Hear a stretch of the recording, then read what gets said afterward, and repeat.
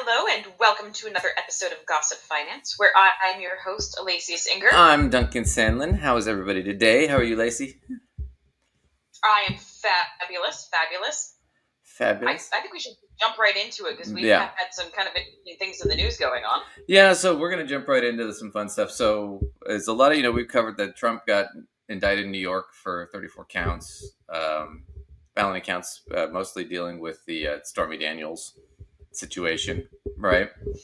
So, it's 34 felony counts for that, violating what it was, election finance laws. Then recently, it was a week or two ago, he got tagged and indicted again in Miami for federal court.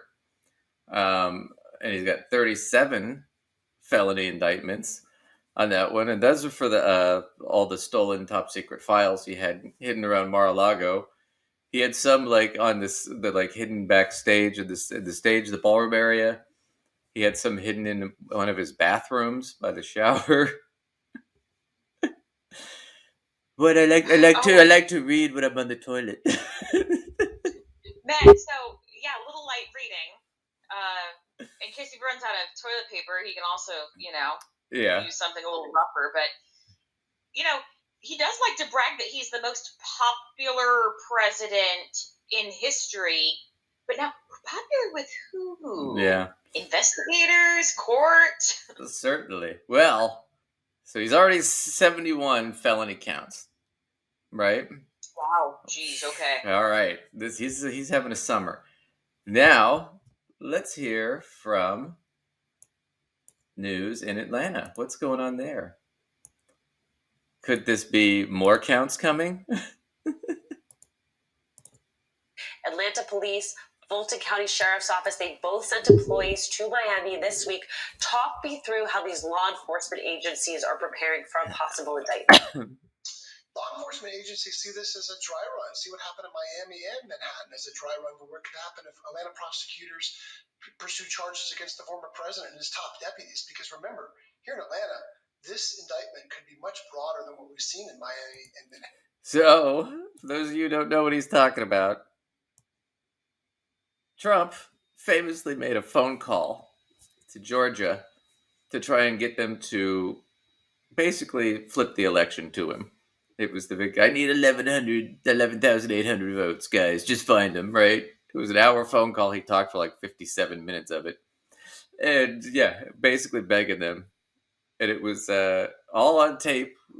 You can listen to the whole thing. It's an hour if you're so inclined. It's funny. I'll tell you that. I mean, it is really funny. It's like watching a guy beg a loan shark for another week. It really is pretty funny. Come on, guys! I just need another day. I just need another 1,000 votes. Oh, man. Oh my God! You guys, are you there?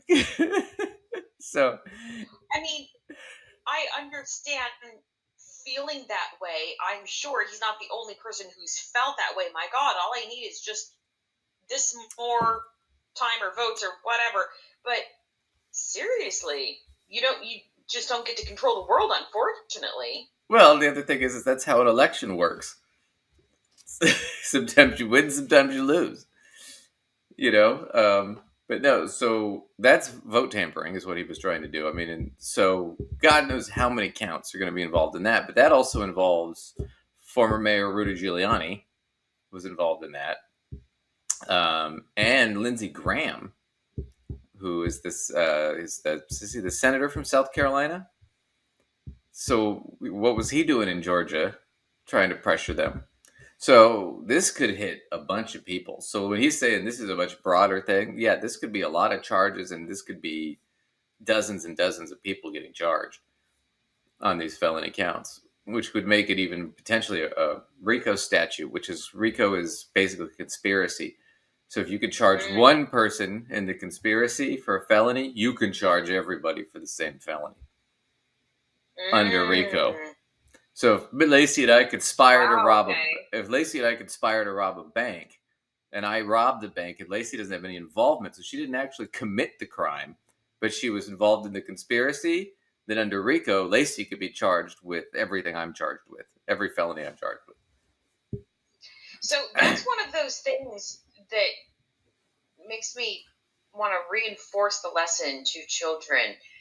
Be careful who your friends are, man. Be careful who your friends are. Oh, yeah, no kidding. Because you're hanging out with the wrong people, and bam. Next thing you know, there's a RICO warrant on your ass. You know, there's a RICO. So let's listen to him talk about it a little bit more, because this is probably the biggest of the three. Because this is trying to tamper with a U.S. election. This is trying to overthrow democracy, is what we're talking about. It can involve members of Donald Trump's inner circle. It can involve local officials here in Georgia. So we could be looking at a very broad indictment. And they're down in Miami. They were down in Miami this week, picking up tips on how to respond, how to prepare for protesters, demonstrators. The media is a big part of it as well, because there'll be a crush of reporters here on top of all the demonstrators and just the passersby who just want a glimpse at history. Frank, the AJC reports, quote, there are many reasons why Georgia may want to look to its southern neighbor when it comes to handling Trump.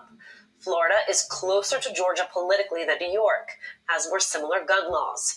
And Miami and Atlanta's law enforcement resources also pale in comparison with New York City. What is the type of resource sharing, not just between cities, but with the FBI as well? What is the benefit of Atlanta officers getting a real-time preview of what could play out in Georgia? Yeah, so they're just going to talk about how they're going to handle the indictment. They are getting concerned that, especially in Georgia, that, maybe there could be some Trump supporters that show up with guns or cause problems or whatever.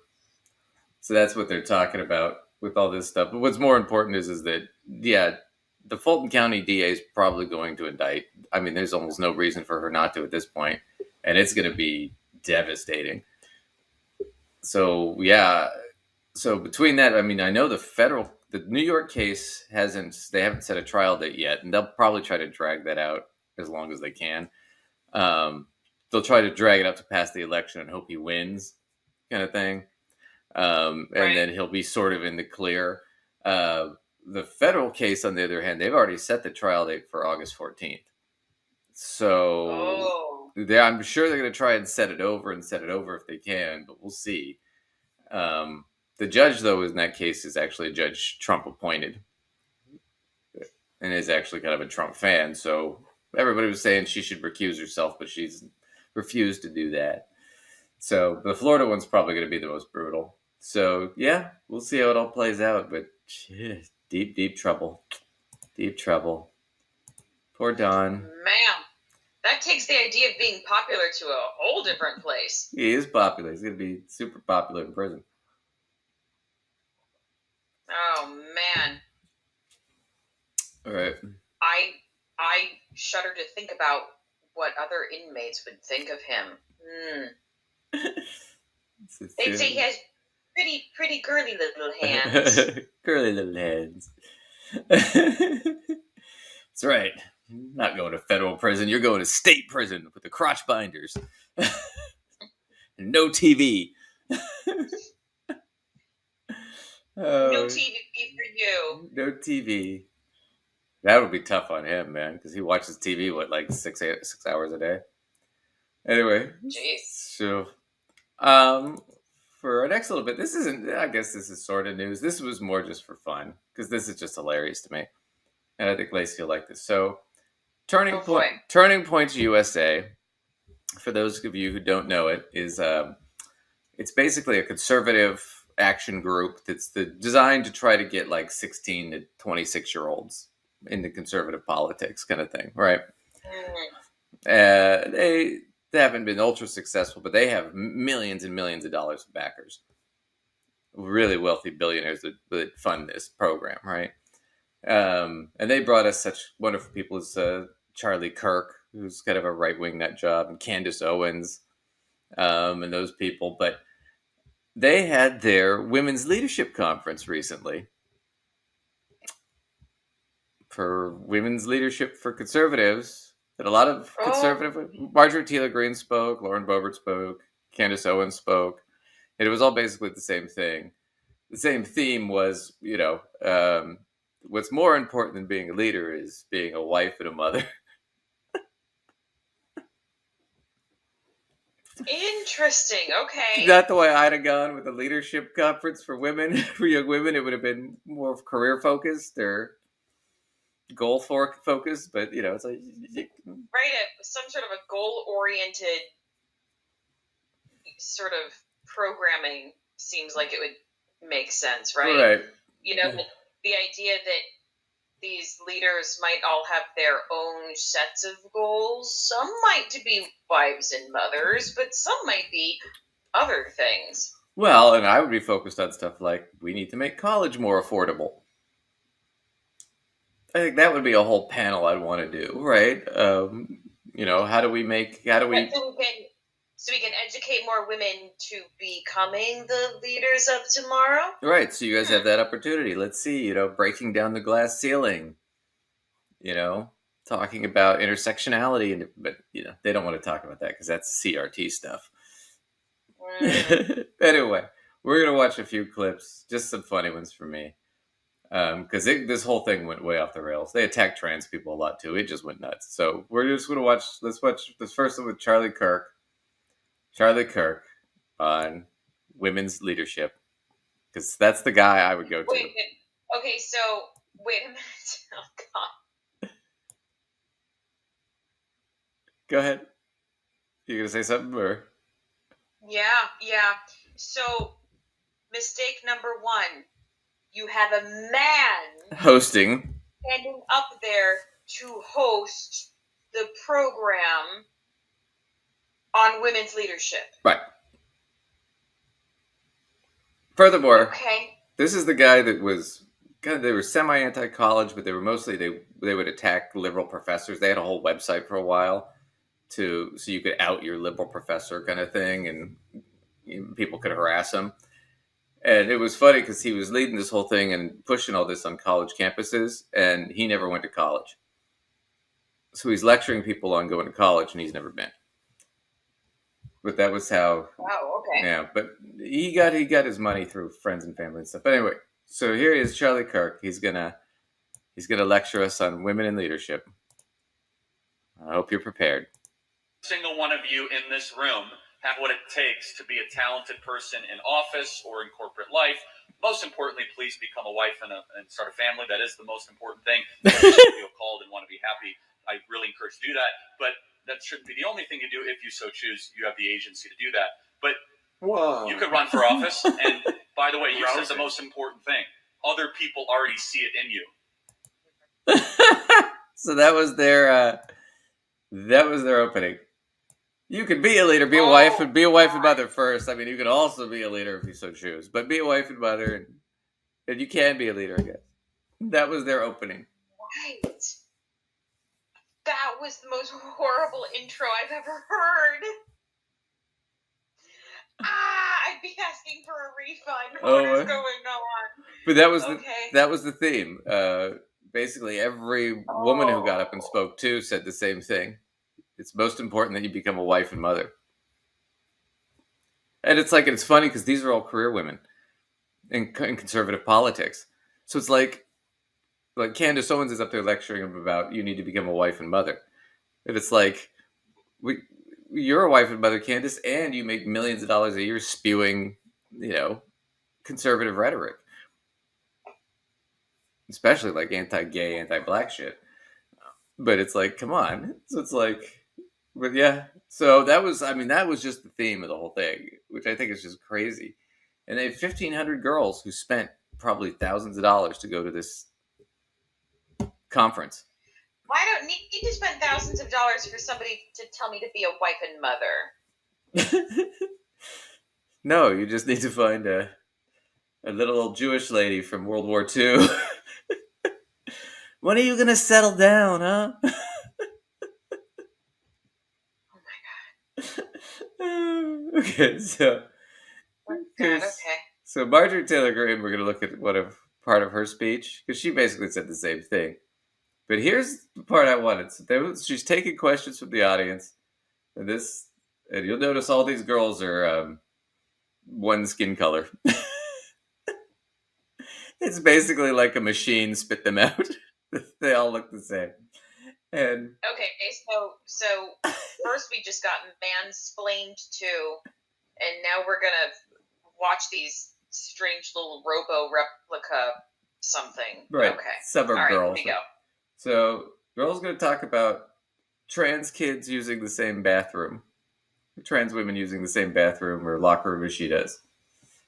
And she's going to complain about it. Marjorie Taylor Greene's going to give her the answer and explain it to her. Oh, boy. There we go. Are you ready? And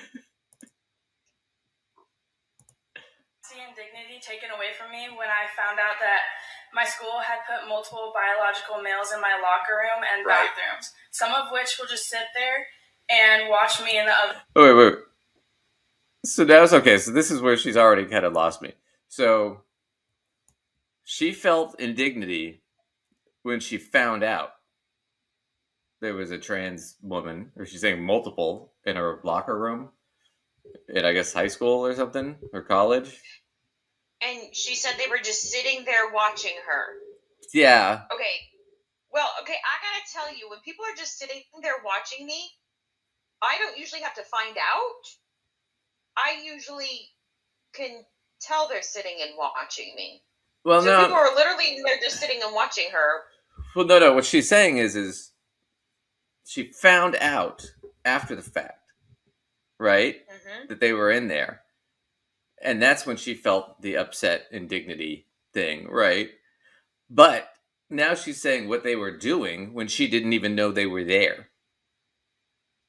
Right. So clearly, her not knowing that they're there, she also clearly, that means she would know that they're just sitting there watching her, right? Even though she wasn't even aware of their existence. Right. This is the point where the cop says to you, "Would you like to change your statement?"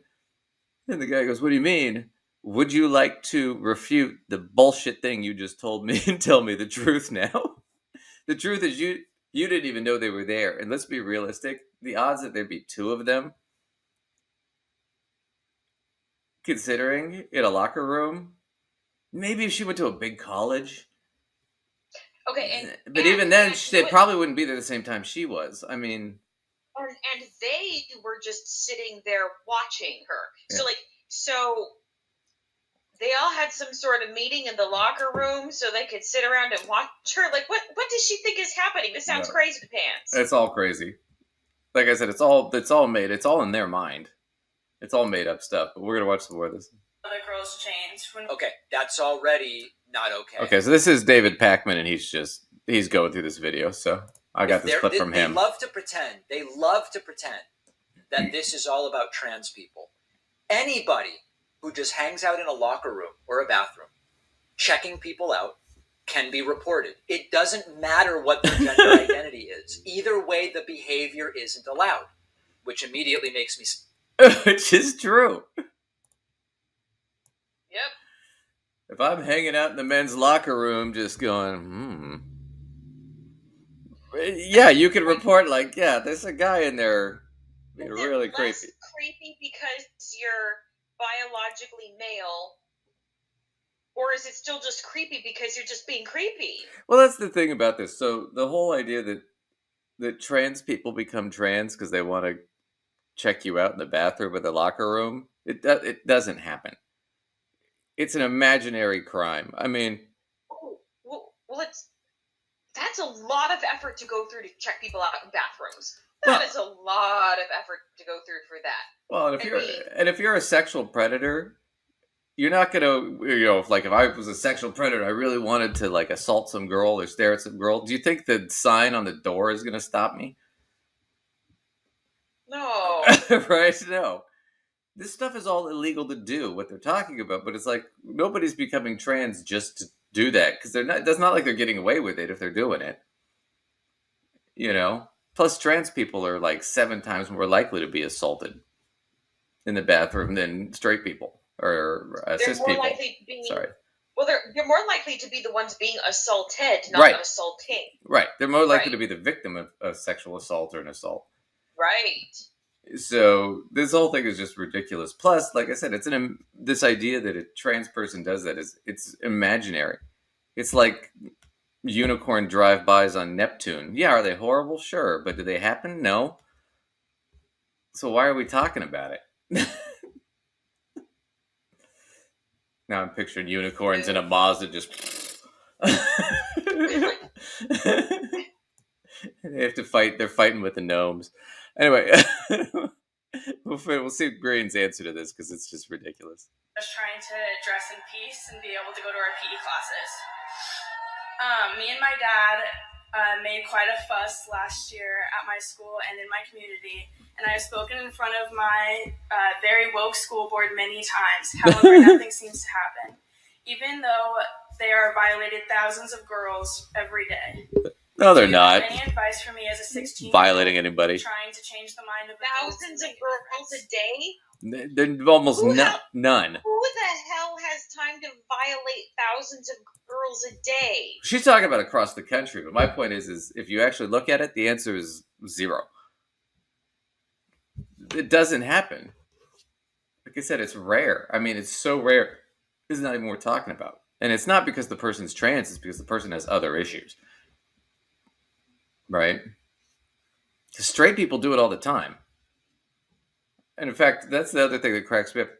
It's like, honey, you are much more likely to be sexually assaulted by a straight white man than any other group. Right.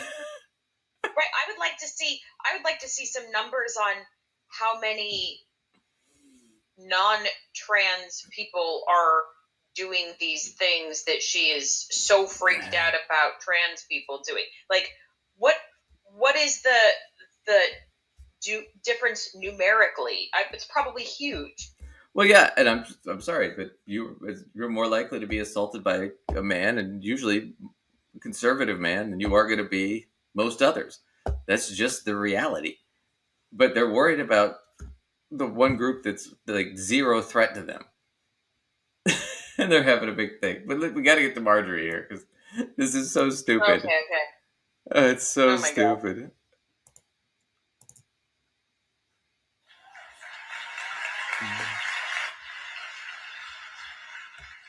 First of all, thank you for your courage. Thank you. Because when you're speaking out in your school, to your school board, you and your father and your family, and you're standing up against men who are really a bunch of perverts in your locker room, in your bathroom, because they want to have sex with you. That's why they're in there. That's real. They're not saying, oh, I identify as a woman and I'm only attracted to men. That is a lie. These are sexual predators. They're sexual predators. That's literally what they're saying. They're literally saying I identify as a woman. All of them are literally saying I identify as a woman. Yeah. And that's the thing, is it's such a ridiculous notion that you would go through years and years of therapy and hormone treatments and all that just so you could get in there and stare at chicks. I mean, that's a lot of work to go through, to sit in a locker room and stare at people. Like, that's a lot of work and money and doctors and right. Nobody's doing it for that. I do want to point something out though, and it's not really about her, but let's pull that clip up again. Sure.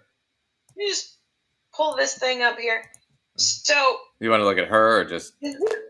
It doesn't even matter. Just leave it right there. I am wondering who in this organization decided that TPUSA was exactly what they should be having as a website and across the screen. TPUSA. TPUSA, I know. Nobody noticed this. I've been distracted the whole time about TPUSA. I'm just like imagining, like, TPing thing. Right. I hadn't thought about that, but that's kind of what they're doing. They're TPing the USA. They're just throwing toilet paper all over the USA. And look, she's even got the dress to match, the white dress to match the TPing of the USA. Right. Oh my god. She's got a little racer stripe in there somewhere. Anyway, jeez. Oh god, they are TPing USA. Please. All right. So. Okay. Women in leadership. What have we learned? Be a wife and mother. Right?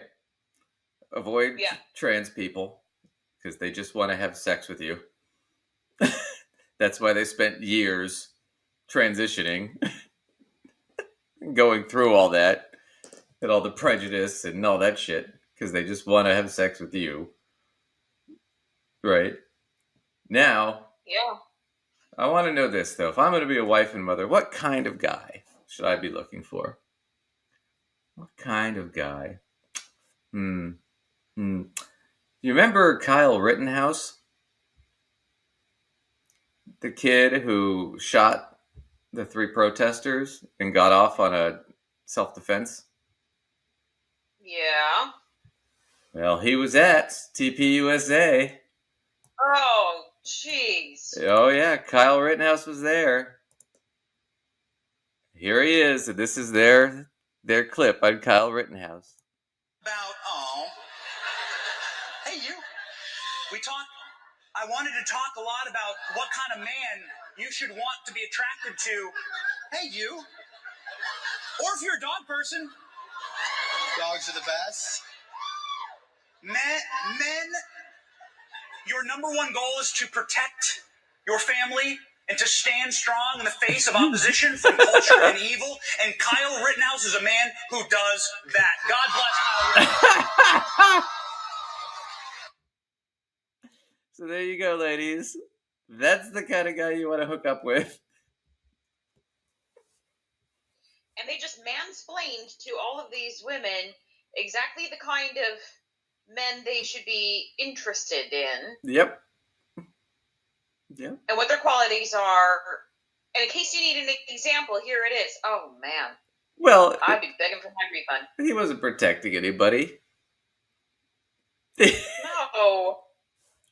You know, you could argue it was self-defense and all that, but it was like, why would you go down there with a rifle unless you were going to start shit?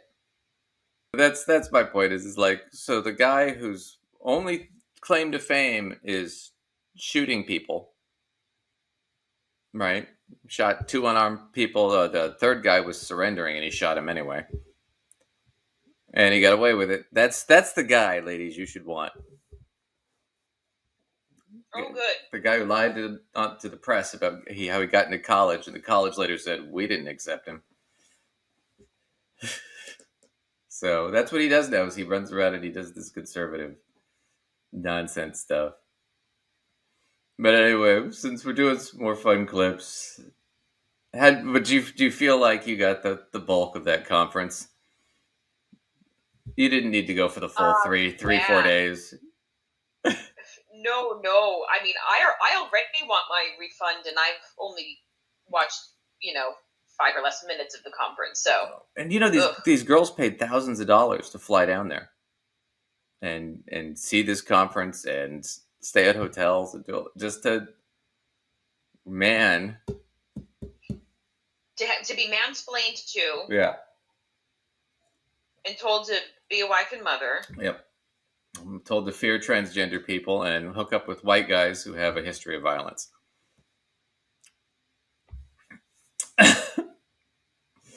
Okay, there we go. Wow. Anyways, so conservatives are pushing we're going to get into the student debt stuff here in a second, but I also want to we have to push this over and over again, that conservatives, when it comes to doing anything that helps poor people, they are against it. When it comes to equality, when it comes to doing any sort of beneficial programs, they hate them. If it comes to cutting taxes for the rich, they're all for it. Right? At the end of the day, a lot of this other stuff is sort of window dressing, right? The trans people and the social stuff. A lot of it really comes down to the end of the day. We want to cut taxes for the rich, and we want to put more burdens on the lower classes because they want to create a tiered system. Okay? I forget the name of this guy. What is his name? Representative Glenn Grothman. And he's going to do some right-wing conspiracy theory stuff and explain this. And it's going to go through like gas stoves and some other stupid stuff. But we're going to go through this real quick, and we're going to make some comments because it leads into our bigger point here in a minute. But they left low-income housing untouched. I think as far as discouraging work and discouraging marriage, I think low-income housing is even a more dangerous program than the food stamps. So I'm including low-income housing in the mix of having work requirements. The amendment as drafted just includes Section 8 housing, which is an error on my part because there are other low-income housings as well. But that's what we have before us. I would appreciate it if you'd let that to the floor, because I don't think our team fought on the low-income housing front. So anyway, just to give you sort of the general scumbaggery of what he's saying, just how horrible this is. Food stamps are bad. People having access to food when they're starving, bad. It's a bad program. Okay? So, I don't like it. But I also think that even though they did add that to SNAP for the debt ceiling deal, that you have to have work requirements now, which we covered, which actually make it cost more money. And it gets less results. So it's just a stupid thing to do. Right? I mean, it's basically like adding an anchor to your car. It's going to increase the cost, the gas mileage. It's going to damage the car more, and you're going to go slower. And it's going to cost a lot more money just to buy the anchor. That's the same thing with work requirements. Work requirements, now you have to hire all these people, set up these offices to check to make sure these people are meeting work requirements so that they can get food stamps, right? He's saying we should also add that to low-income housing, right? To check work requirements. Well, that means, okay, if somebody's qualified for low-income housing, and we're going to add a work requirement that they have to work so many hours or so much, well, what if they can't do that? What if it's not feasible? Well, now you've got to hire a whole group of other people to go in and check and make sure that these people are working and doing all that and da-da-da. And then if they're not, then what do you have to do? You have to evict these people who are now homeless. And that's what he's suggesting. Because that definitely is going to improve everything. That's definitely going to solve the problem. But it goes back to my bigger point of they don't like poor people. The idea in his mind is if you're poor, it's a failure on your part. It's a character flaw on your part. If you're not rich, it's a character flaw. Which is a completely backwards way of thinking, because there are a lot of rich people that don't meet the work requirements because they're rich. They don't have to work. And we don't sit there and go, well, if you don't meet the work requirement, we're going to tax 50% of your wealth. You're never going to hear him suggest something like that on the other side. You're not working and you get all this money? That's not fair. They're rich. It's not dangerous. It's only dangerous when you're poor people. Right, when you're starving. Yeah, when you're in deep trouble. So I just wanted to show that clip from that guy because it's such a... He's just kind of a skid mark answer to this whole thing. Because it comes into my bigger point of the student debt moratorium is gone in the next couple months. So this is what everybody needs to know, okay? We're going to go through it a couple times. I know it's going to be irritating, but just stick with me because you need to know this because this is important because you're going to have to start paying back your student debts again soon. All right? And we still don't know. Right. There's no more ability to keep the pause button pushed that has been sort of removed. No, not unless you get like a hardship or something, and then that sucks because you're going to be starting to eat interest on that money. So we'll talk about that a little bit, but I want to get into this because this is a big issue now, where a lot of these people are not prepared to pay that back, and they're expecting there's going to be a lot more delinquencies and a lot more people going on hardship because they just haven't prepared. Which is true. We haven't really given them ample ability or information to prepare. But this was part of the debt ceiling deal. But this is what's going on. They're going to talk about it here. I found this actually good clip from CBS. And they're going to talk about this a little bit. Americans will soon need to make payments on their student loans for the first time in more than 3 years. The payment pause, which had been sparked by economic worries from the pandemic, will end in a few months. Interest on federal loans will resume on September 1st. A month after that, more than 40 million borrowers will have to start writing checks again. Restarting payments will have an effect on the economy as people start to pay bills they've been able to ignore since 2020. Samir Gadkari joins me now. He's president of the Institute for... So, for those of you who don't know, it was supposed to end 60 days after whatever it was. Was it June 30th?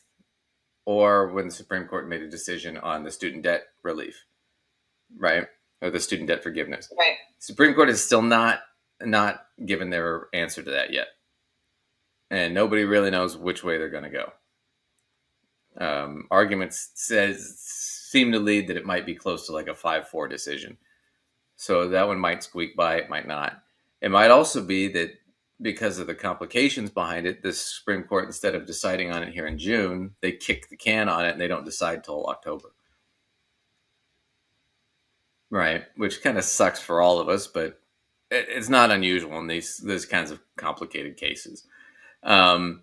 So here's the deal. Starting for a lot of you, starting September or October, you're going to have to start paying it back. September for certain interest rates they're going to start charging you interest again on those loans because it's been 0%. They've been charging us since Trump started this in 2020. But now they're going to start charging interest. So kind of what you need to know is you need to prepare for, well, okay, am I going to be paying loans back starting in September or October or whatever it is, right? They're going to talk a little bit about this and we're going to go through it. So this guy, Samir, he's a pretty good example of what to do. Gives us a good example. Access and success. Samir, what will be the effect of changing this payment pause on student borrowers? Well, John, for the 40 million Americans who have student loan debt, they're going to need to resume making payments. And we know that there are many people who struggle with student loan debt and making student payments alongside housing, food, childcare, and the many other expenses that they have. And so we know that that's going to be a hardship for some of those borrowers. Okay, so let's also talk about this from a personal level and from an investing level, okay? On a personal level, for a lot of like younger people who just got out of college, you haven't had to pay your student loans yet. If you've gotten out of college in the last 3 years. Right. Some people have literally never made a payment. Yeah. So let us be the first to say, welcome to the sewer, ladies and gentlemen.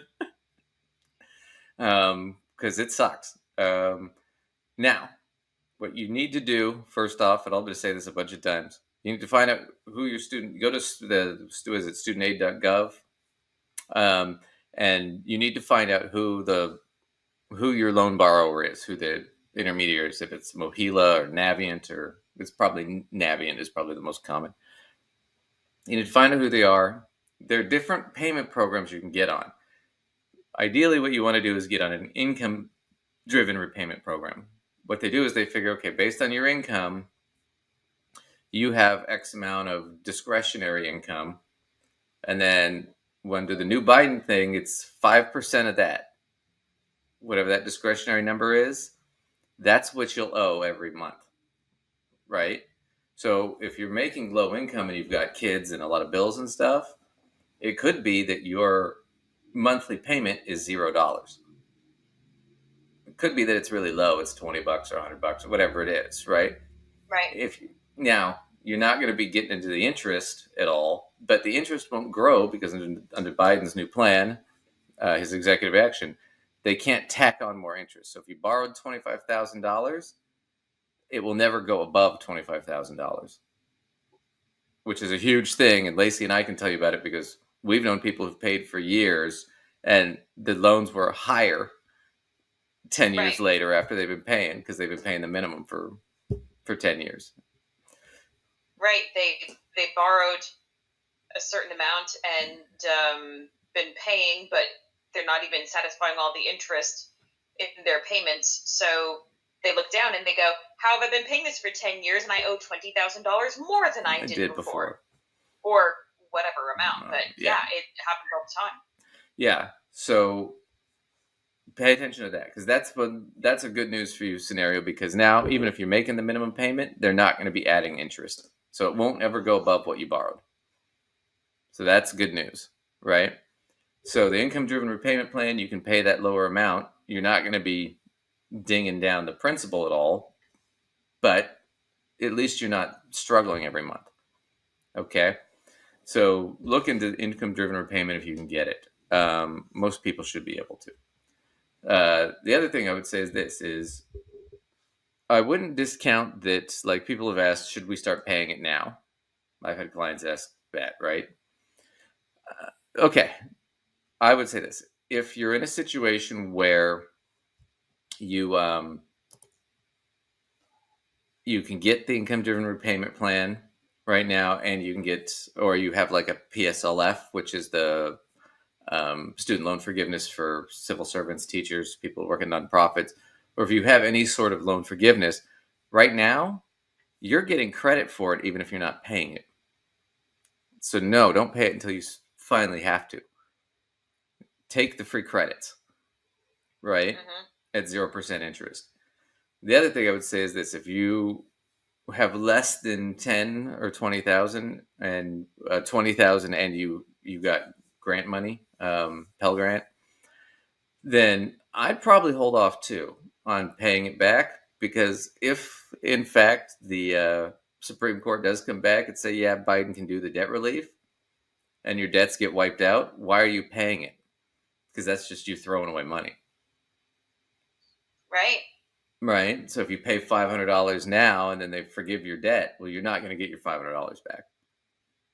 Quite frankly, people that are wanting to start paying on it, and because they're thinking about how they want to take advantage of the no interest happening right now, etc., you could always just stack that cash that you're wanting to pay onto it into a savings account to the side, ready to go, ready to throw at it, depending on what some of the outcomes are of these various things. Because what's complicated on the student loan front right now is you have the Biden debt relief that the Supreme Court's looking at.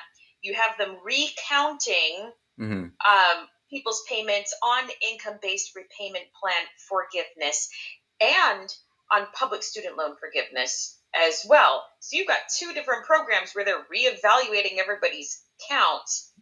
So I'm all about getting rid of the student loan debt, but I say maybe consider sticking it into a savings account to the side, whatever money you want to throw at it, and wait to see how the dust settles, because you might come out better than you expected, depending on how these things all go. Right. So what Lacey's saying is if you, let's say you don't have the income-driven repayment, and let's say you don't have any loan forgiveness, and none of that's going to apply to you for whatever reason, then yeah, it does make sense to make payments now at 0% interest, because you're just paying down principal, right? But Lacey said, well, why bother doing that? Why not just stack that money in a savings account and wait and see what happens? And then if, sure enough, I'm not going to get the debt relief, then just take the money in that savings account and make one huge bulk payment and pay it down anyway. Because it's basically, mathematically, it's going to come out pretty much the same. Right.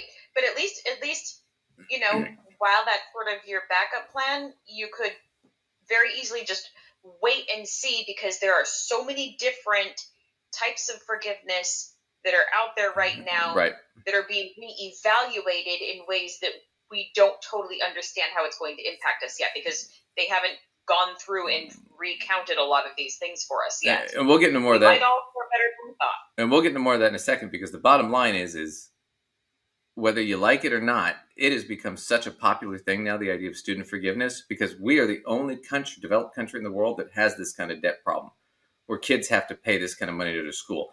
And we've talked about this before. It is cheaper for you to go to school in Paris or Berlin or Tokyo, right, to literally move out of the country and go to school in a foreign country than it is for you to go to your local state college.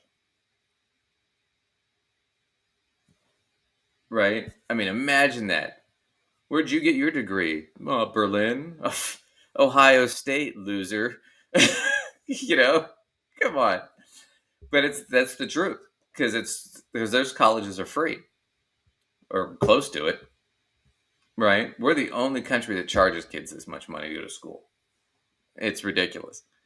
And so this has become a big popular thing where it's like, yeah, we should get rid of student debt. We need to do something about it.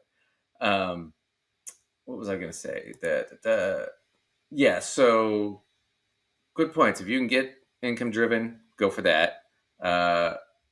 If you're eligible for PSLF, check. If that means you're a civil servant, you work for a nonprofit, right? So teachers, nurses, police officers, firefighters, you know, you work for a political nonprofit, you can get it. You just got to. I think it's 10 years, right? Is it 10 years? Yeah. Yeah. For the public student loan forgiveness, 10 years. So those are the good ones. But also, like Lacey said, you don't know, because it's such a popular thing now. Biden, even if he loses this, is probably going to push for something new. And the Democrats are going to be pushing for different ways to get rid of this debt problem, because it is a big issue. Because I want you to factor this in. When they were talking about this, 41 million people are going to now have to start paying loans again, right? We factored that in last time, and it was, what was the last, was 2021 when we factored the last time loans were paid, and the government collected over $80 billion, right, in student loan payments. Okay, that's $80 billion now not going into the economy that these people can't spend on themselves, right? So you're going to look at a big hit to the economy pretty quick. So for the investors paying attention, that's going to be a big drop, because you're going to start to see, and you want to talk about inflation dropping. Demand is going to drive it way the hell down. So that's, there's upsides and downsides to all this. So let's watch a little bit more of this.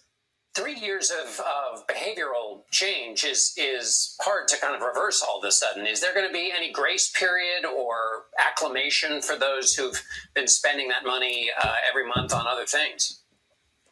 Well, John, one of the things that it's important to remember is that early in the pandemic, the Trump administration started the payment pause, and the Biden administration continued it in reflection of the many challenges that people have been facing. Over the last couple of years, the administration put in place relief programs designed to help the student loan payment systems start and go more smoothly. So there are going to be programs including income-driven repayment and Fresh Start that millions of borrowers can avail themselves of if they take steps now to help them as the payments resume. So what steps do they need? Okay, so just to liven him up a little bit, he's a little stiff, and he's a little grease on the hinges. All right, what he's saying is, find out who is running your student loan payment, right? Whether it's Mohila, Navient, whoever. Find out, get in contact with them, sign up for income-driven repayment, sign up and look and see if there's any forgiveness plans or anything else that you can qualify for, because they have to give them to you now. And there's more regulation on top of them, because it used to be they wouldn't tell you this shit. And don't trust them either. If they ask them specifically, because they have to tell you. They can't lie. If they lie, they get in even more trouble. But ask, is there any other relief programs or forgiveness programs or anything like that? Because there are, like you said, Smart Start and some other stuff. So you need to get in contact with them and ask, and sooner is better than later. And that's it. One thing that he brought up that I appreciated is the idea of our behaviors with money. That's something I talk to my clients about so much. When we have certain habits that we've gotten into with our money, it's really, really, really difficult to change them. It takes a lot of work to change them. And one of the things that has happened since we've been on pause for 3 years, we've gotten used to doing different things with those funds. And some people are going to be able to adjust back much better than others, but it really is, setting the stage for a pretty big disaster because people don't just suddenly change their habits easily overnight. People are going to forget to make payment. People are going to not be able to make payments. People are going to, have issues with getting on the right repayment plan. There are going to be so many issues based on the fact that we haven't been doing anything with this for so long. It's really could be a potential huge train wreck. Oh, absolutely. And we're going to get into that a little bit here too, because just the popularity of this, the issue with it is because it's such a big, huge, crushing debt on people under 40, 45 in this country. But the Republicans want you to know that they care about student debt too. So here's the Republican plan, the Senate GOP, and their plan for student debt. You ready? You excited? Biden's I don't know. scheme does nothing to drive the underlying cause of the debt crisis. According to the Center for Responsible Federal Budget, if this student debt loan transfer goes into effect, students and taxpayers will be back in the same situation in 5 years. Total debt at that point will be $1.6 trillion. This is not a fix. This is merely a Band-Aid, and the Band-Aid saddles taxpayers with a burden again in 5 years. That's why this morning we introduced the lowering... So I want to point out this argument because this is really stupid. So they estimate like the overall total cost of this thing, right? For Biden's debt forgiveness, the $10,000, $20,000 student loan forgiveness. They estimate it could cost, $500 billion over 10 years. Okay, so that's $50 billion a year, right? We've broken this down before, though. It's really stupid because it actually doesn't really cost anything because the government's already paid this. The government pays all this up front. So it's already been paid for, right? Furthermore, it would cost the government more than that $500 billion to collect that $500 billion. So even then, it costs the government more. So the government's not getting $500 billion. They're losing money every year on student debt. On top of that, he's saying, well, if we give this debt forgiveness now and we don't change or do anything else, we ignore everything else that's going on and we don't change the cost of college or do anything to reform college or the expense, right? And we don't start funding it like we used to. If we do nothing else, then yeah, in 5 years, we'll be in the same situation. Well, yeah, because those kids will rack up more debt, right? That's the point is you can't just do this one thing. That's why Biden's bill was... So wait, we're saying it's not enough and we need to do more. Well, what we're saying is... Interesting. We're not saying it that way, Lacey, because that would be accurate. What we're saying is it's not enough, so we shouldn't bother doing it. Well, there's no point to do anything. It's just a Band-Aid. So there's no point in fixing a little bit of the problem. Right. If we can't fix all of the problem. So, since we can't fix all of the problem, let's just ignore the problem. That's basically the argument he just made. Which is why I think it's so funny. I don't think anybody who is in favor of student loan forgiveness is saying, oh, I've got an idea. Let's wipe out all these people's student loans, or a big chunk of them, and let's turn around and make sure the next generation, of college students is totally screwed because we leave all the costs up really high, and nobody's saying that. Yeah. Nobody thinks that that's what needs to happen. Everyone thinks there needs to be a whole revamp. No, but part of the whole big plan is we need to start funding colleges more, right?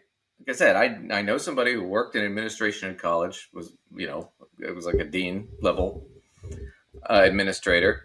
And, they remember like, oh yeah, I remember in, what was it, 90 whatever, when I started, it was 97 or 98, the late 90s, I had 67 or 68% of my budget was federal funds or funds from the state that came from the federal government. By the time I left 10 years later, it was 15%. That's where your student loans are. You had to make up that difference as the student for the college because the government stopped giving them money. That's the problem. And that's where he's missing the whole thing. The problem is that, yeah, if we don't fix the problem, which is colleges are overcharging. Why? Because they don't have any money. So they have to charge the students for everything. Right? So we'll finish this up real quick with these guys because this is... So listen carefully for their debt relief solution. Education Cost and Debt Act, a package of 5 bills aimed at directly addressing the issues driving skyrocketing cost of higher education and the increasing amounts of debt students take on to attend school. So that is So this is John Icoletti, but they're talking about that. When you go through this bill, nothing to relieve student debt or lower the cost of college. Nothing in there. There's no plan whatsoever. Let me see. He's got it here. Let's skip to... I think this is it here. Transparency Act. It would reform college data reporting systems to make information about outcomes such as graduation rates and debt after graduation more accessible, so that you would have a little bit more information before choosing which college to go to. And then when you choose and you go to that college, you would begin accruing debt again because you'll notice that has nothing to do with your debt. Okay, but maybe in Bill 2 they have something. So here we go. The Understanding the True Cost of College Act. It would require colleges and universities to use uniform financial aid letters that are clear on the cost associated with attending the college. I actually think that that's another good idea. So you would get a standardized form that tells you exactly how much debt you're being burdened with, and it will be a lot because that does nothing to actually reduce the cost of college, you'll notice. But maybe it's in Bill 3, third time's the charm, they say. The Informed Student Borrowing Act, that would require prospective students to be provided with additional information about their loans, including the duration of the loan, their expected monthly... So this is, you get the theme here. The theme is we're not going to do anything to correct the problem. What we're going to do is we're going to inform you about how badly you're getting screwed. Right. We're going to tell you what the problem is, and we're going to tell you more things about the problem. Right. And it's an attempt essentially to discourage you from going. Especially poor people. Because that's all that does at the end of the day. Right? So, I mean, but it does tell you two things that I think are really important. One, the Republicans are now trying to do something about it because they realize this is an issue people care about. And it's a big deal. Two, they realize how unpopular it is if they take away Biden's debt relief plan. If the Supreme Court overthrows it, the Republicans are going to get blamed because it's a predominantly conservative Supreme Court. And the Republicans are the ones that brought the lawsuit. So 41 million Americans with college loans are going to sit there and go, well, these guys just screwed me. Right? And why did they do it? Because they don't want to give me a break. They have no problem giving their rich buddies a break. But so it tells you that Republicans realize it's a big issue, and it tells you that Democrats at least now know it's a big issue. Right? And it's a popular issue to try and deal with this and try and fix this problem. So that's all good news. And like Lacey said before, that means they're going to be looking at new ways to forgive this, correct this, change this, fix this. Why? Because it buys votes. And they know it's going to buy a lot of votes from millennials and Gen Z going forward. So that's all good stuff for us. It's all good news. I mean, I'm not negative on it. But you know who is negative on it? You know who really is negative on the student loan thing? And just, it's such a bad deal. And this whole moratorium thing was really stupid, according to these guys. Dave Ramsey. Is it our favorite person? Yeah, Dave Ramsey. He's a big fan of our show, by the way. He loves us. I know. We're his favorite. Yeah, we're his favorite. They're going to talk about why the moratorium was such a bad thing. And once again, in another segment we like to call Dave Ramsey Show Didn't Read the Actual Article. I feel like we could name several episodes they didn't read the article. Yes, we could. Every episode of the Dave Ramsey Show is they didn't read the full article. So here is what's this guy, John Deloney. So they're going to talk about where the moratorium went wrong here. Study that could be done, because you had a group of people. Biden couldn't pause the bank loans because he didn't have the authority, because it was the banks that made the loans, but he could pause the loans that the government made. And so he's just saying private loans you can't pause, but the government loans you can, because you're the government, right? You know, basically I can drive my car because I own it, but I can't drive Lacey's car without her permission. Right? Simple. These researchers came in and said, what actually happened there? And Dave, I was sending emails to Dave this morning as I was going through the math on this thing. Okay, first off, I want to clarify this.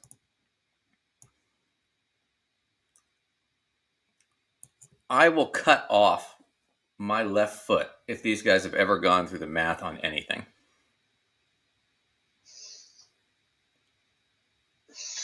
All right. So anybody who wants to see that happen, find us that episode and send us the link below. They have never gone through the math on it. They always screw it up, man. They never gone through the math. There is no way he went through the math.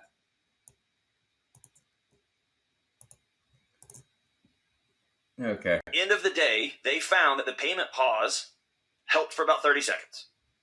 And the people who had to keep making their loan payments did not have any increase in defaults.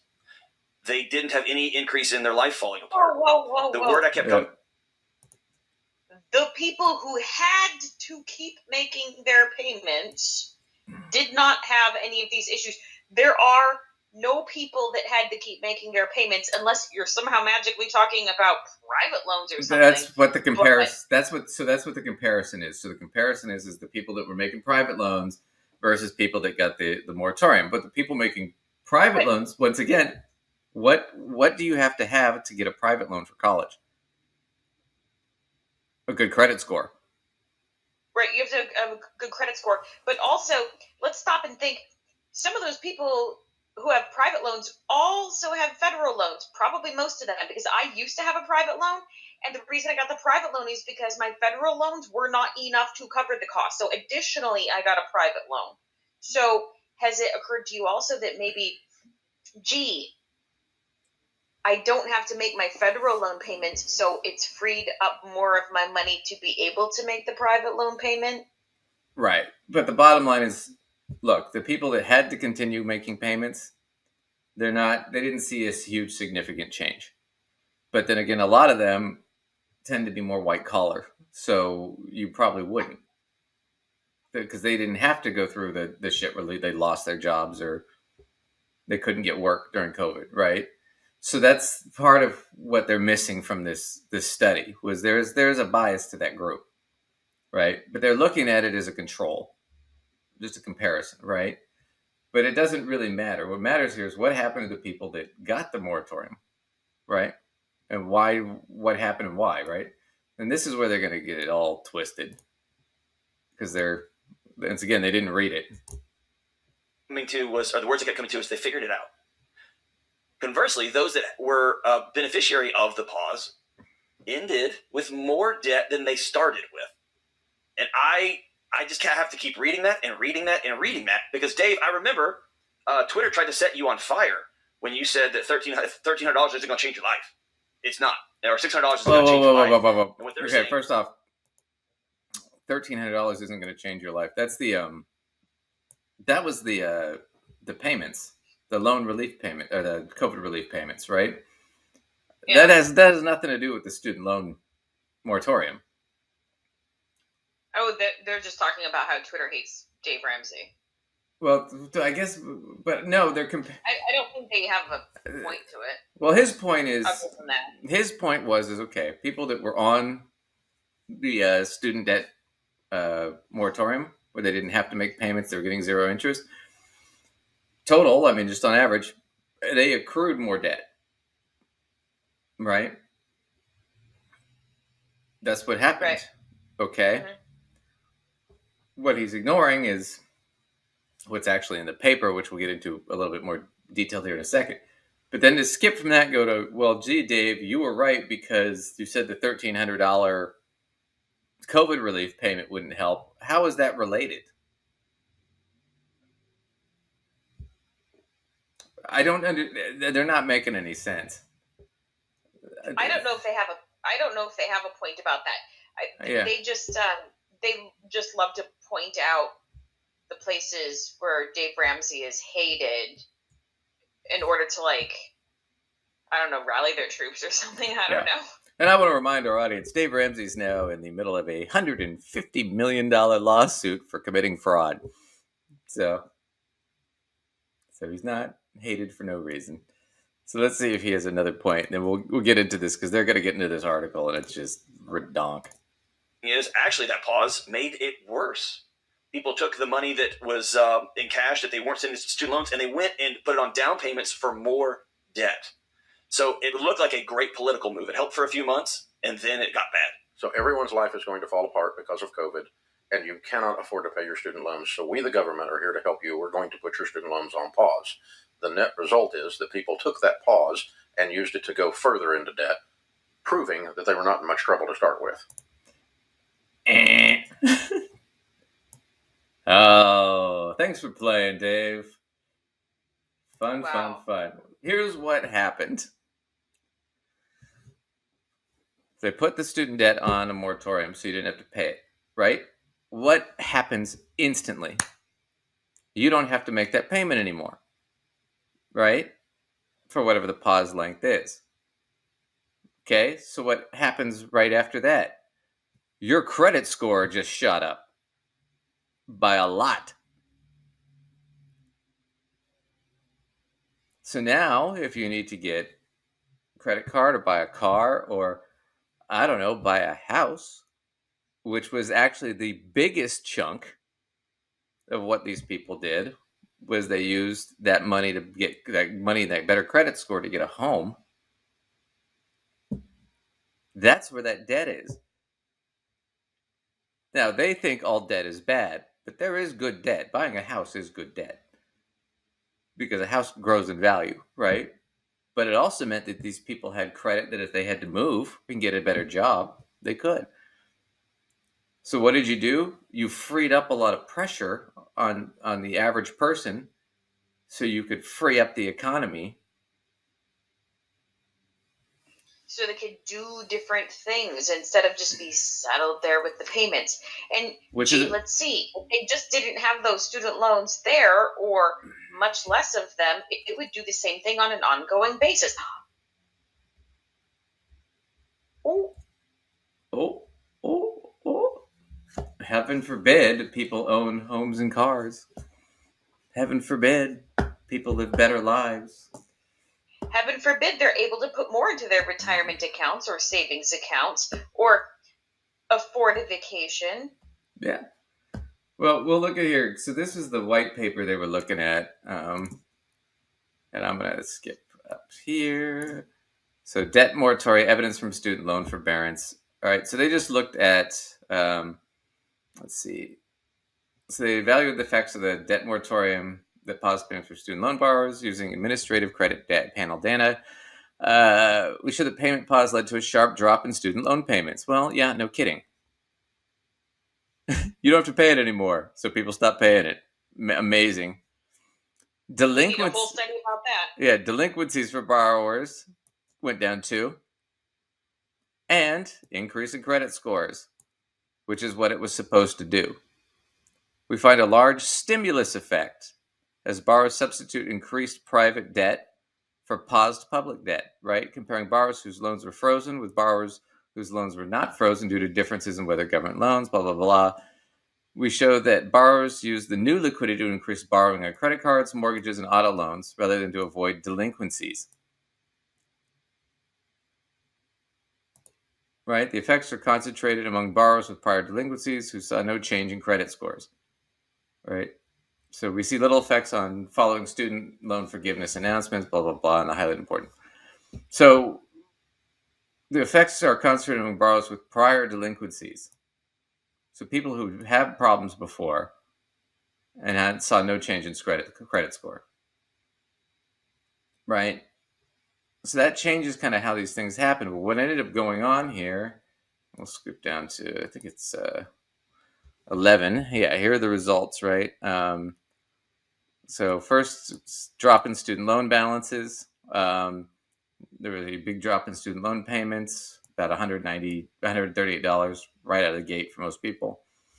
There was a sharp drop in student loan delinquencies because you didn't have to pay it. You're covered under the moratorium, right? The drop in student loan delinquencies is part of a mechanical as existing defaults were cured, and individuals with no payments are due are unable to become delinquent, right? And then what they go down and find out is what was the big thing? Most of the increase in debt is driven by mortgage payments. So what they're bitching about is they're saying this whole thing, it only helped for a little bit. It wasn't any good. When in fact, what happened was a lot of these people went out and got homes, or they were able to get better jobs because they had better credit scores, because they didn't owe this money. People that were looking at being delinquent or being in trouble got a huge relief because they didn't have to worry about it now, right? And that eating away at their credit. Because what happens if you go delinquent and stuff, the government can come in and seize, they can garnish part of your paycheck. Right? Yeah. Which is devastating. Which is, it's hard. It's embarrassing. You can lose your job because of that, depending what you do for a living. These are big issues. So they're missing the point. It did exactly what it was supposed to do. It stimulated the economy. You got these people in a better position, right? Now the problem is now that it's coming up to the point where they're going to have to start paying it again, which they never addressed. They're not addressing that people have to pay it now. They're just upset that people got more debt. They're really just pissed that people got relief. That's what they're pissed about. But now that people have to start paying it again, now that's where the issue is now you're going to see more delinquencies. You're going to see more people not being able to pay it because now they're going to get hit out of nowhere. And it's unfortunate Biden didn't do something better about it during the debt ceiling because that's what's going to happen. And that's what we'll look at real quick here. So this is just the, I guess got from the CFPB, the Consumer Financial Protection Bureau. So pause on the federal student loan interest payments and collections is now scheduled to end 60 days after June 30th. Borrowers will have to make payments. So in April 2022, we provide an overview, blah, blah, blah, blah, blah. So, but they're basically, these are the highlights of this whole thing. I'm not going to go through the whole report. So more than 1 in 13 student borrowers are currently behind on other payment obligations. These delinquencies are higher than they were before the pandemic because people had to take more debt, especially during the pandemic. And then people that had the option did take some more, especially in home loans, despite a small seasonal decrease in the most recent data. Okay. 1 in 5 student loan borrowers have risk factors that suggest they could struggle. So yeah, that sounds right. So these people, when the payments resume, 1 in 5 people are probably going to have a hard time. I don't doubt it. Medium scheduled payments on other debt obligations have increased 24%. For student loan borrowers likely returning to repayment. In percentage term, the increase is especially large for younger borrowers, right? So 252%, so $65 to $229 that they took in other debts, right? Because they bought homes and shit. Okay, more than 4 in 10 borrowers in our sample will return to repayment with new student loan servicer, which means they'll get somebody else they'll have to go through. So that's the big issue that's coming up, right? So we have, on the one hand, we have the Republicans saying we're going to make it more transparent how much college costs, and that's our solution. So basically, we're going to tell you look how bad it is to go to college and how much you're getting screwed. And that's our solution to educating the American population and solving the debt crisis, student debt crisis. That's just ridiculous. I know. On the other side, you've got like Dave Ramsey over here going, well, look, see, whenever you give people a break and they get better credit scores, they take out more debt. So, and debt's bad. So honestly, we just could never, ever give poor people a break, which is what we heard from the earlier Republican guy, which was, yeah, if you want to get low income housing, you need to show work requirements, even though that's going to cost the taxpayers more. So they're all in favor of spending taxpayer money on useless shit. But they're not in favor of spending taxpayer money to help people to pay more taxes. Which seems backwards to me. Yeah, it doesn't make any sense at all. Right? I'm all for it. Yeah, forgive the student debt. You know how much taxes are going to increase? That's never factored into there. Because what's tax revenue going to increase when these people don't have to pay $80 billion a year in freaking student loans that the government's still not collecting all of?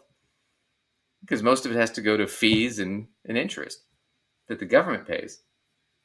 So taxpayers are getting raked both ways. Any way you spin the Republican way of doing this or the conservative way of doing it. It's just backwards to me. And yet that's what they bitch about. This is so stupid. Can't give debt relief because heaven forbid people spend money in a capitalism. That's not the point of capitalism. The point of capitalism is to keep all your money and hide it under your mattress, like Dave. So watch a little bit more of this. They had the capacity now to get in even more trouble. Exactly. Here's the note from the actual white paper. Comparing borrowers whose loans were frozen with borrowers whose loans were not frozen due to differences in whether the government owned the loans, we show that borrowers used the new liquidity to increase borrowing on credit cards, mortgages, and auto loans rather than to avoid delinquencies. So the narrative was... We just read that out loud. Yeah, that's what they did. They spent more money, which is what they were supposed to do. We are here to help you poor people who have had your lives destroyed by COVID, and you're not going to have to make your payments because we know you're starving to death. And everyone said, hold my beer, I'm going to go buy a car. Sweet, now I can get a car. Sweet, now I can... That's not what happened. Because if they read the rest of the paper, which we read, the people that didn't have a change in credit score, guess what they did? They didn't do any of that. Because they didn't have a change in credit score. They didn't have a change in benefit. Right.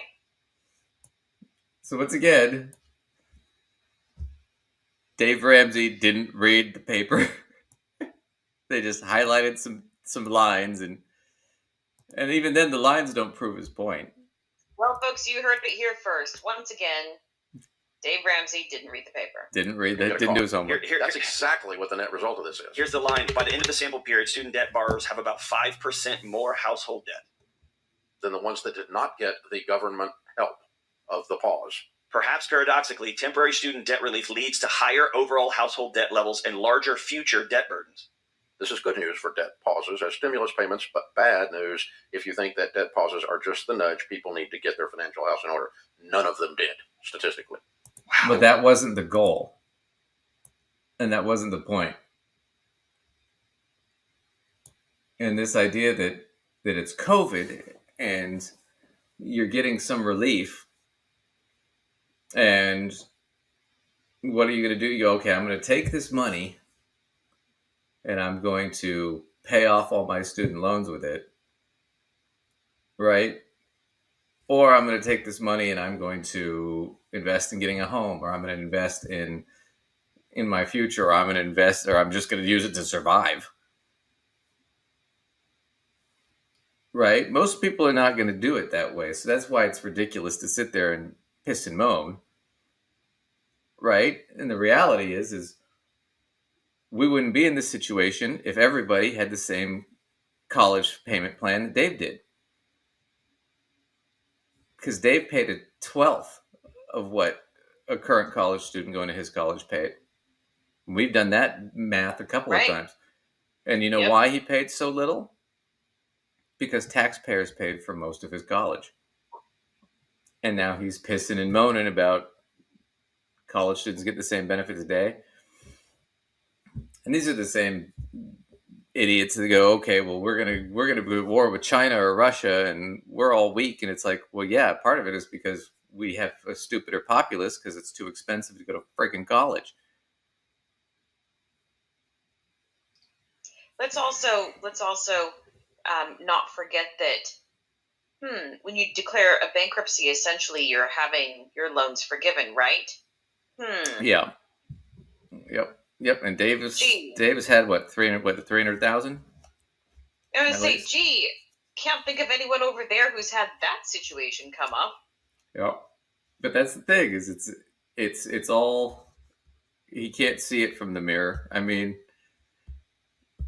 he can't see himself in the mirror when he looks in it, I swear. It's like a vampire. Can't see his own reflection. Yep. Anyway, so that was kind of our bit. Just remember, with the student loans, contact your student loan support, your student loan provider, and definitely try and get income driven if you can. You don't have to follow the income driven if you don't want. You can pay more, but just it's better to have that minimum than a higher minimum. So yeah, double check on all that, and we'll keep you guys updated as we know more about what happens with student loans. But yeah, definitely get prepared, because it's gonna hit, and it's gonna hit. For some of you, it's gonna hit a little hard. So So start preparing now. Yeah. Yep. Absolutely. Well, cool. Well, where can everybody get you, Lace? All right. Well, you can catch me, my articles, workshops, and information about courses on mysensewithsense.com. And you can write into me about any of those things, or you can make suggestions to us about topics, send us clips, things you want us to review. If you just email us, and Duncan, where's that at? Yeah, you email us at gossipfinancead@outlook.com. It's down there below. Anyway, thanks everybody for joining us, and we'll catch you next time. Thanks, Lace.